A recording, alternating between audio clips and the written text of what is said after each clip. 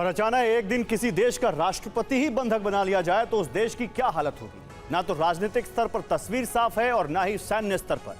लेकिन ट्रंप के पास वेनेजुएला को लेकर पहले से प्लान तैयार है। अमेरिका खुद वेनेजुएला की सरकार चलाएगा। व्यवस्था ऐसी है कि वेनेजुएला का फुल कंट्रोल ट्रंप के हाथों में होगा। तेल हो या खनिज हो, वेनेजुएला का हर फैसला ट्रंप ही लेने वाले हैं। वेनेजुएला में ट्रंप ने मादुरो की सत्ता का अंत कर दिया है और ट्रंप का वेनेजुएला प्लान आगे बढ़ने वाला है।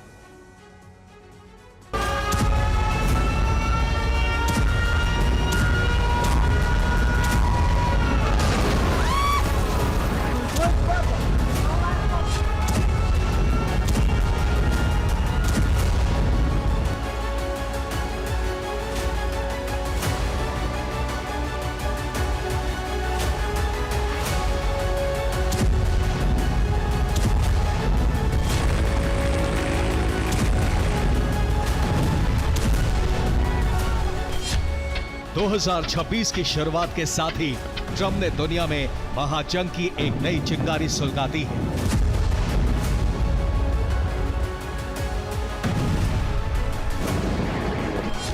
दो 2025 में युद्ध रुकवाने और नोबेल प्राइज की चाहत रखने की पहचान बनाने वाले ने नए साल में अपने विरोधियों को अदावत बढ़ाने का नया मुद्दा, नई वजह दे दी।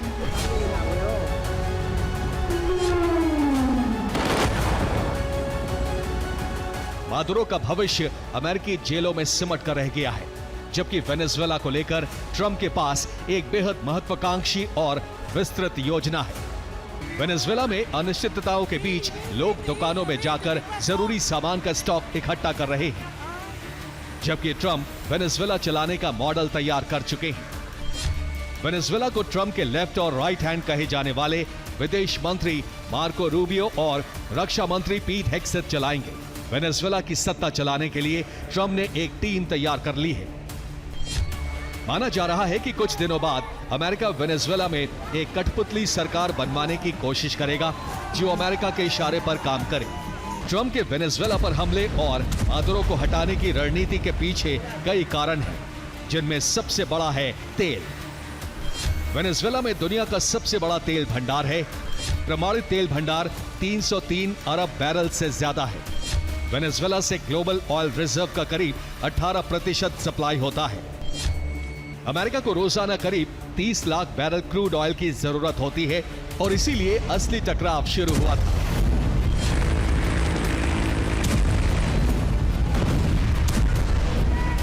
वेनेजुएला में तेल के अलावा खनिज का भी बड़ा भंडार मौजूद है। वेनेजुएला में 10 अरब टन से ज्यादा कोयले का भंडार है। वेनेजुएला कोलंबिया और ब्राजील के बाद तीसरा बड़ा कोयला उत्पादक देश है। वेनेजुएला के पास 4.1 अरब टन हाई क्वालिटी वाले लोहे का भंडार है। इसके अलावा वेनेजुएला में बॉक्साइट भी बड़ी मात्रा में है, जो एल्यूमिनियम उत्पादन के लिए जरूरी है। विशेषज्ञों के मुताबिक ट्रंप प्रशासन वेनेजुएला को केवल राजनीतिक संकट के तौर पर नहीं, बल्कि एक बड़े व्यापारिक मौके के रूप में देख रहा है। तेल, सोना और खनिज संसाधनों से भरपूर वेनेजुएला ट्रंप की बिजनेस फर्स्ट नीति में फिट बैठता है। वेनेजुएला के ओरिनोको माइनिंग आर्क क्षेत्र में सोने का विशाल भंडार है। सरकारी दावों के अनुसार यहां 8000 टन से अधिक सोना मौजूद है। यह लैटिन अमेरिका के सबसे बड़े सोने के भंडारों में से एक है।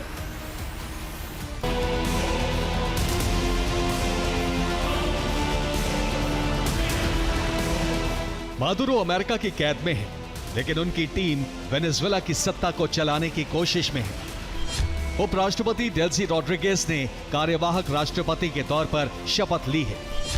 वेनेजुएला के रक्षा मंत्री, गृह मंत्री और मादुरो के भाई भी सत्ता में मौजूद हैं। मादुरो की टीम अभी अमेरिका से उनकी रिहाई की मांग कर रही है, लेकिन माना जा रहा है कि मादुरो की वफादार टीम अमेरिका के दबाव में पाला बदल सकती है। ट्रंप की नीति साफ है। ट्रंप जल्द से जल्द वेनेजुएला के तेल भंडार पर पूरी तरह से नियंत्रण करने की कोशिश में है। अमेरिकी कंपनियों को फौरन वेनेजुएला में काम शुरू करने की इजाजत मिल सकती है। वेनेजुएला की पूरी अर्थव्यवस्था तेल पर टिकी है। वेनेजुएला से तेल का सबसे बड़ा खरीदार चीन है। इतिहास गवाह है कि जहां भी तेल को लेकर खेल हुआ है, जहां भी डॉलर के अलावा किसी और करेंसी में तेल का व्यापार शुरू हुआ है, वहां अमेरिका ने दखल दिया है। ईरान, लीबिया और अब वेनेजुएला से अमेरिका की रणनीति जाहिर होती है। अमेरिका की बौखलाहट को समझने के लिए आपको तेल और डॉलर के कनेक्शन को समझना होगा। सीमित शब्दों में कहें तो जैसे ही तेल का व्यापार डॉलर में नहीं होगा, डॉलर की अहमियत कम होगी और इसका असर पूरी दुनिया पर देखा जाता है। 1974 में एक समझौता हुआ जिसने दुनिया की किस्मत बदल दी। सऊदी अरब और अमेरिका के बीच तय हुआ कि दुनिया में तेल की खरीद बिक्री सिर्फ डॉलर में होगी। गणित सीधा था, दुनिया को तेल चाहिए तो उसे डॉलर चाहिए। तेल के बिना दुनिया थम जाएगी, इसीलिए डॉलर सबकी मजबूरी बन गया। अमेरिका अपनी मर्जी से नोट छाप सकता है, उसकी अर्थव्यवस्था इसी वैश्विक मांग पर टिकी है। चीन इस खेल को बदलना चाहता है। वो चाहता है कि तेल का व्यापार डॉलर के बजाय उसकी करेंसी युआन में हो। चीन की इस रणनीति में वेनेजुएला सबसे बड़ा मददगार था, यानी दुनिया में जहां सबसे अधिक तेल है उसी को चीन ने अपना बना लिया था और डॉलर की बादशाहत को खत्म करने की कोशिश में था। अमेरिका को डर है कि अगर चीन ने वहां अपनी पैठ बनाई तो डॉलर का साम्राज्य ढह जाएगा। चीन और वेनेजुएला का साथ आना डॉलर के लिए सीधा खतरा है।